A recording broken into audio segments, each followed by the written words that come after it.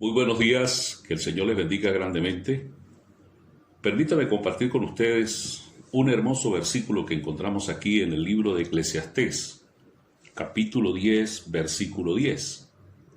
Dice textualmente: si se embotare el hierro y su filo no fuere amolado, hay que añadir entonces más fuerza, pero la sabiduría es provechosa para dirigir. Si se embotare el hierro y su filo no fuere amolado, hay que añadir entonces más fuerza. Pero la sabiduría es provechosa para dirigir. Este pasaje tiene que ver con una labor cotidiana, que por cierto ha tomado fuerza en estos días en nuestro país. Tiene que ver con, en el caso específico de cortar leña, por ejemplo, usando el hacha. Escuché una historia o leí una historia de un leñador, un cortador de árboles, que fue contratado para cortar cierto lote de árboles y el primer día le rindió bastante, cortó una cantidad de árboles y estaba muy contento porque a la medida que cortara más árboles, mayor era la paga. El segundo día empleó más fuerza, sin embargo cortó menos árboles, y al tercer día y al cuarto día, hasta que el trabajo fue disminuyendo, el producto de su trabajo. Cada día se esforzaba más, pero era menos la cantidad de árboles que cortaba.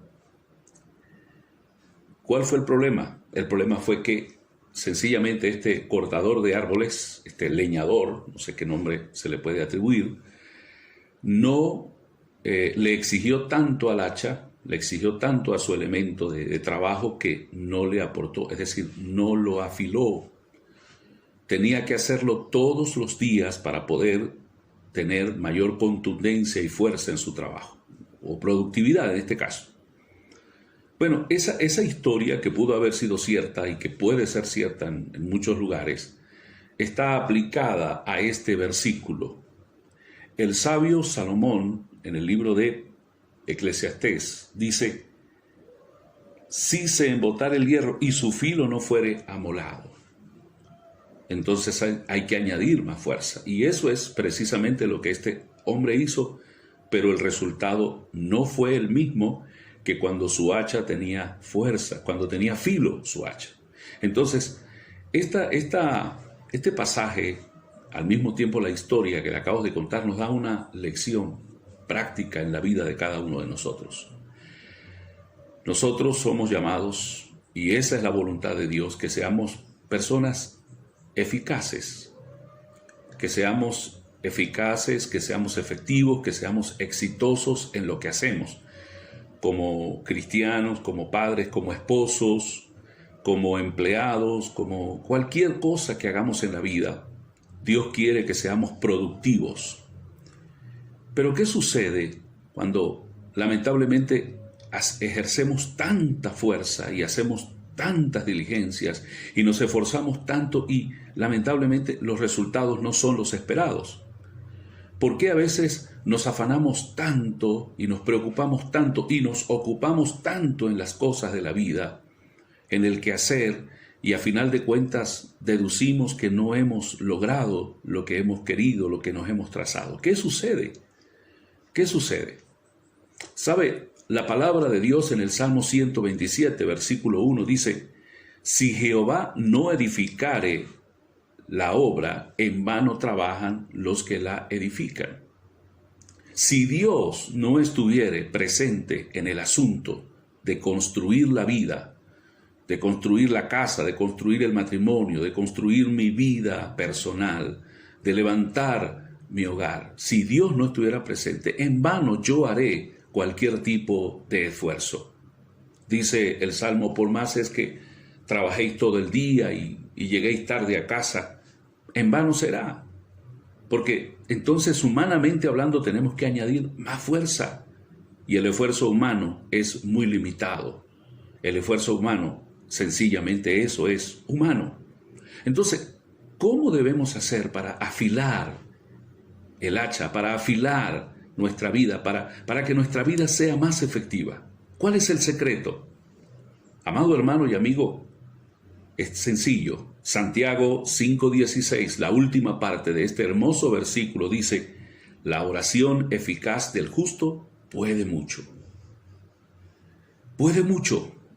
La oración que ha sido tan descuidada, tan desvalorizada, tan omitida, la oración que ha pasado a ocupar el segundo y hasta el tercer plano, y a veces la última opción en nuestra vida, necesaria, obligatoriamente tiene que ser nuestra prioridad, porque la oración es intimar con Dios.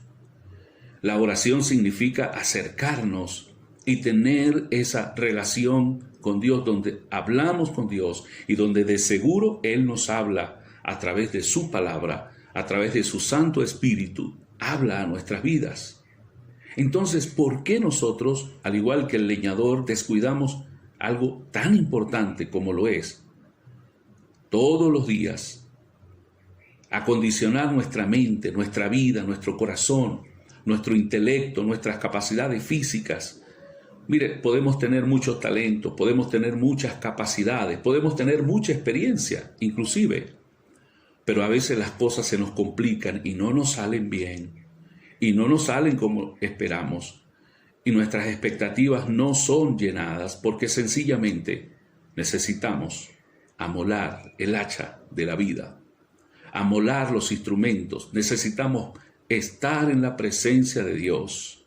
El versículo que le acabo de leer de Eclesiastés 10:10 dice que es necesaria la sabiduría, que es provechosa para dirigir. La sabiduría y cualquier otra bendición, la fortaleza en el espíritu, la dirección de Dios, todo eso se logra, se alcanza cuando nosotros madrugamos y procuramos antes de hacer cualquier cosa, estar en la presencia de Dios. Permita Dios que usted y yo podamos tomar muy en cuenta este consejo que Dios nos da hoy.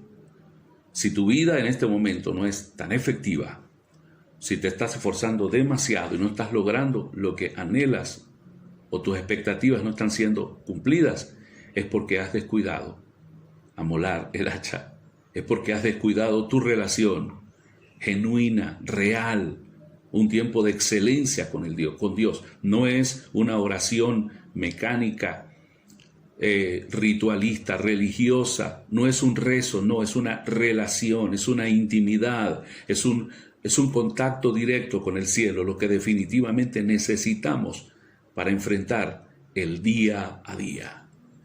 Dios les bendiga y les guarde.